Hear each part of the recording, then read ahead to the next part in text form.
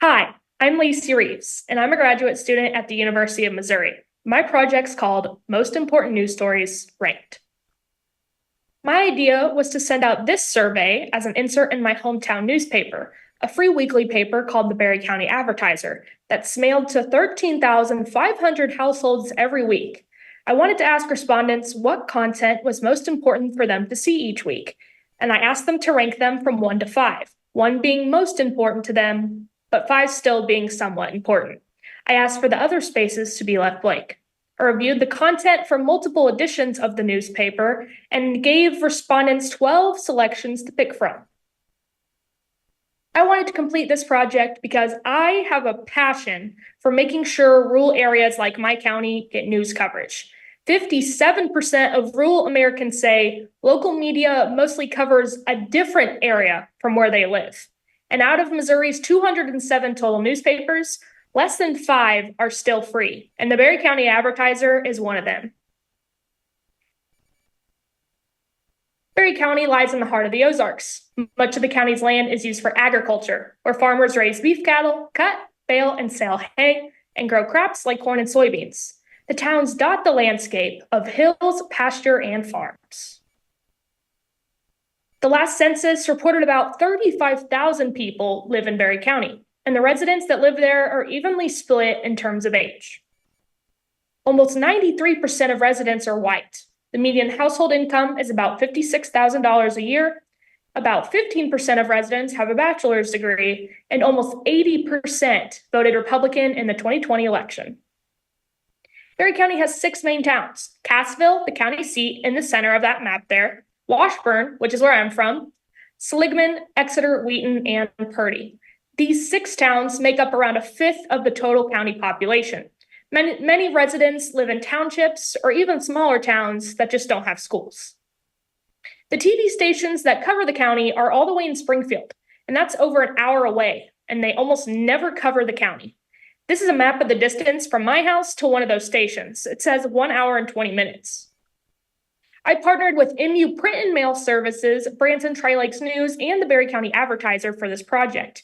MU provided the mailing permit, printing, and was where completed surveys were sent back.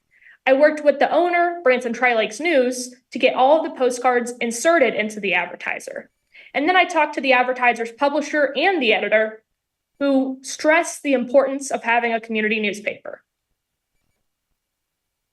Community newspaper is the backbone of a town. If you do not have a newspaper in your town, you can look at the ones who have closed and things like that. Their town seems to not thrive. I talk to so many people that look forward to getting their paper every week. And even whenever they don't, they call. Oh, I didn't get my paper. Where's my paper? Oh, well, it's going to be a little bit late. You might get it tomorrow. Check. If not, come in and get it. I mean, we're just a staple in the community. I got the surveys printed and picked them up on December 22nd in Columbia, and that's a picture of them there in my trunk. I delivered them to Branson Tri-Lakes News on December 29th, and then they went out in the paper on January the 4th. The advertiser promoted the survey on its front page that week and also posted about it on Facebook. This is a picture of the paper when it arrived at my house, and this is my mom's filled out survey. I went to pick up the mailed back surveys multiple times, sometimes more than once a week, and this is a stack of all of them on the left. I entered in each respondent as they came in, and then I ran statistical tests on them. I offered $50 gift certificates to the local steakhouse for 2 randomly drawn respondents. It was important for me to offer an incentive that didn't require the internet to use, and the money could also go back to the community. I wanted to use video in this project to show just what Berry County looks like. It was key to show just how rural the county is, and I did that by using a drone to show the landscape. I'm a Part 107 certified pilot. I also shot with a camera and a tripod. In total, I received 661 responses, but I was really only able to analyze 586 of those for ranking data due to them being incorrectly filled out. Even though I asked residents to rank their stories, it was important to see just how many times each category was included in a respondent's list. Residents definitely want to know when something new is coming to town.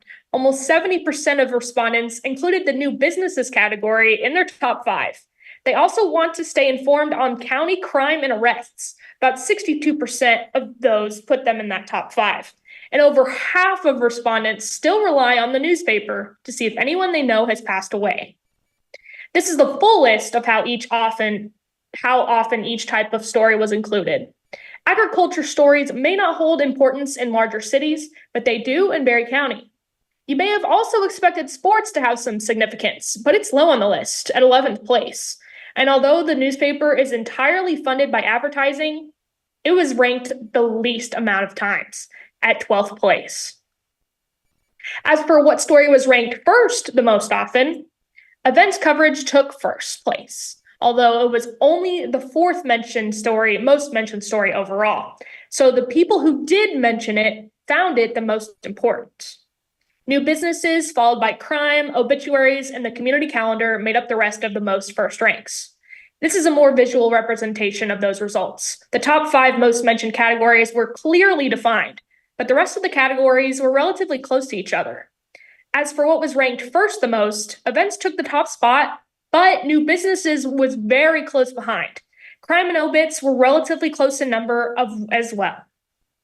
In summary, Berry County cares about news coverage of events, new businesses, and crime the most. They also rely on the paper to let them know who died. These categories were mentioned in the ranked list the most often, as well as ranked first the most often. This project required funds that did exceed the $500 reimbursement from RJI. I paid out of pocket for any other expenses that came up for the project. Printing cost the most at about $2,000. I also had to pay the publisher $300 for them to be in those surveys to be inserted into the paper. I also paid the return postage for each received survey, and that totaled close to $650. While I tried to be concise in my instructions for how the survey should be filled out, I did have 75 that were filled out incorrectly. Some respondents checkmarked their important stories instead of ranking them 1 to 5, making those responses unusable. It was also hard to read some names, of course, from bad handwriting. And if I were to do this again, I would ask respondents to print instead. My time management, execution, and the community's engagement made this project the best success. I sent out surveys early in January, and I started work way before they started coming back in. I added in video, photos, and statistics to show what the county's like. And I had so much engagement. I had over 600 responses. And that's more than people who live in my hometown, Washburn.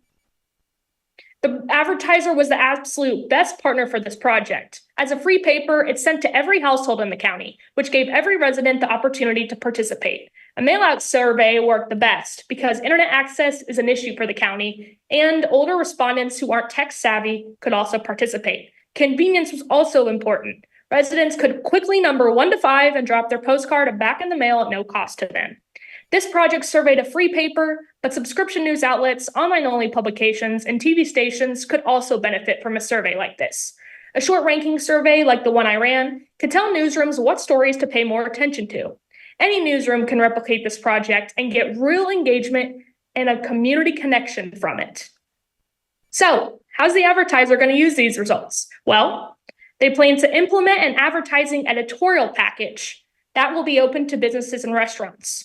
Each business will purchase a certain amount of ads in exchange for a story to be written about them. They also plan to seek more input to include more events on their community calendar.